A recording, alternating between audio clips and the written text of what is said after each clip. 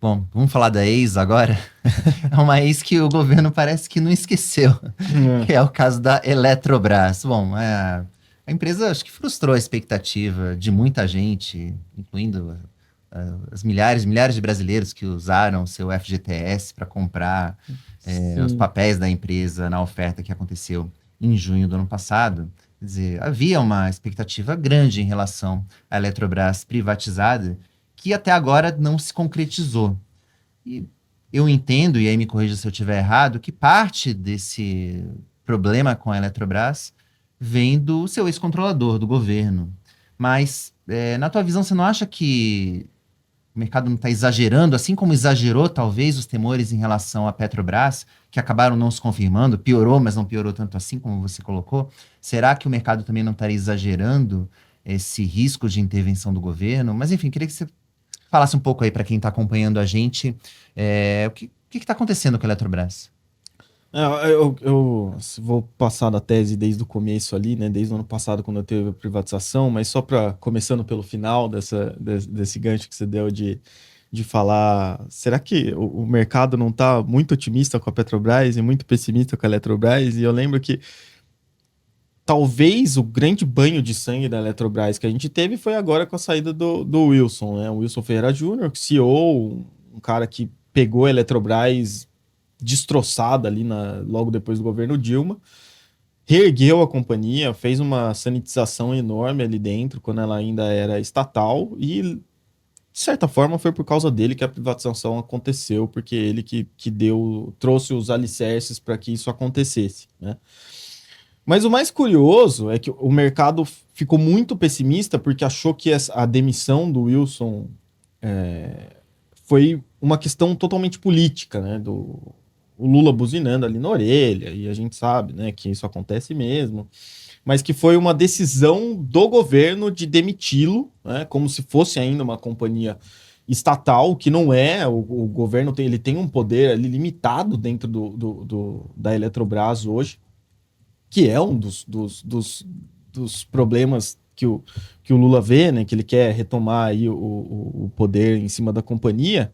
Mas o mais estranho é que esse medo do mercado, né, de vender as ações da Eletrobras com medo de interferência política gigantesco, aconteceu na mesma semana que a Petrobras reajustou o preço do diesel em 25%, que é um negócio que quando aconteceu, eu fiquei com medo, assim, no sentido, não com medo a Petrobras, ela tinha que reajustar, o preço estava muito defasado, mas eu fiquei com medo de que fosse gerar algum burburinho isso, no sentido de, putz, às vezes é melhor se não atrasar tanto para fazer esse reajuste e fazer um pouco mais, né, para o impacto não ser tão grande. E para quem tem na memória fresca ainda a questão da greve dos caminhoneiros, né, são ajustes dessa magnitude até me assustou naquela semana. E no fim a gente não teve nada, nem um ruidinho político nenhum, né? E aí eu fiquei pensando, eu até escrevi sobre isso no Vacas, que é curioso como o mercado ficou tão preocupado com uma interferência política numa companhia que o governo nem tem tanto poder mais, e e nessa mesma semana a Petrobras subiu 10%, né? Por causa desse reajuste. Então me parece um negócio que é meio. Que é Não onde ele tem casa. até poder de fato para fazer alguma coisa. Exatamente. Ali ele. É lógico, é ruim, não é inteligente meter a mão na Petrobras, distorcer ali a política de preço, qualquer coisa assim. Mas dá para fazer de uma maneira muito mais fácil do que daria para fazer na Eletrobras. Mas é isso, a Eletrobras caiu 10% na semana, a Petrobras subiu 10% na semana. Então, é, Mas tá exagerando ou não, na tua visão? eu Tá. entendo que sim. Uhum. Aí entra na uma outra questão que assim, o mercado escolhe narrativas, né? E aí é só o tempo que vai dizer se elas estão certas ou não, né? A minha visão, e depois, claro, eu não tô lá dentro da Eletrobras para saber, não tô no conselho, não tô. É muito difícil. A gente é analista, a gente tem que se basear em notícias de imprensa e balanços demonstrativos financeiros. E o que eu vi depois, estudando muito e tentando entender o que aconteceu, é que provavelmente, talvez mesmo, o Wilson não estivesse se dando bem ali com o conselho, sabe? Fosse uma relação. é, Uma coisa é você trabalhar numa empresa estatal ainda, né?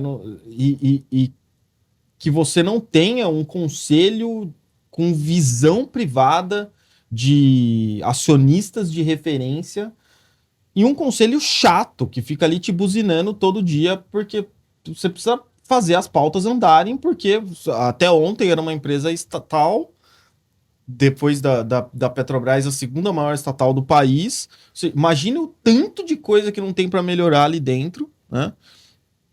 140 subsidiárias, uma coisa absurda, né?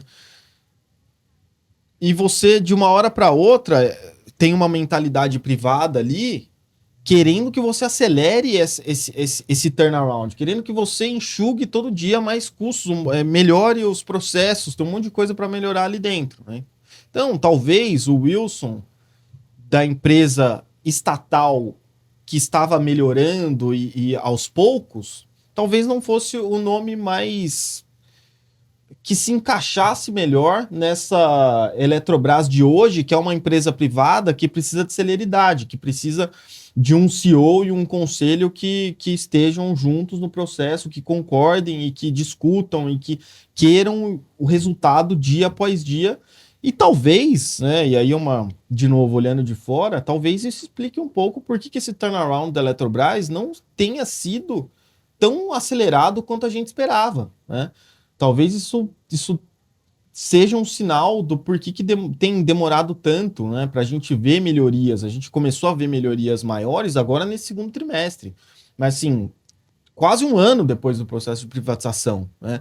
Então, eu, depois dessa queda aí de 10%, com um nome que é bastante respeitado também, do Ivan Monteiro, eu dou esse benefício da dúvida de que talvez a gente precisasse ver aí um outro nome que estivesse mais alinhado com essa nova fase da companhia, né? E de novo, assim, não é? O Wilson é um cara extremamente competente, é um cara que tem um passado muito vencedor no setor, na CPFL, na própria Eletrobras, mas talvez não fosse o nome que combinasse com o momento da companhia agora, né?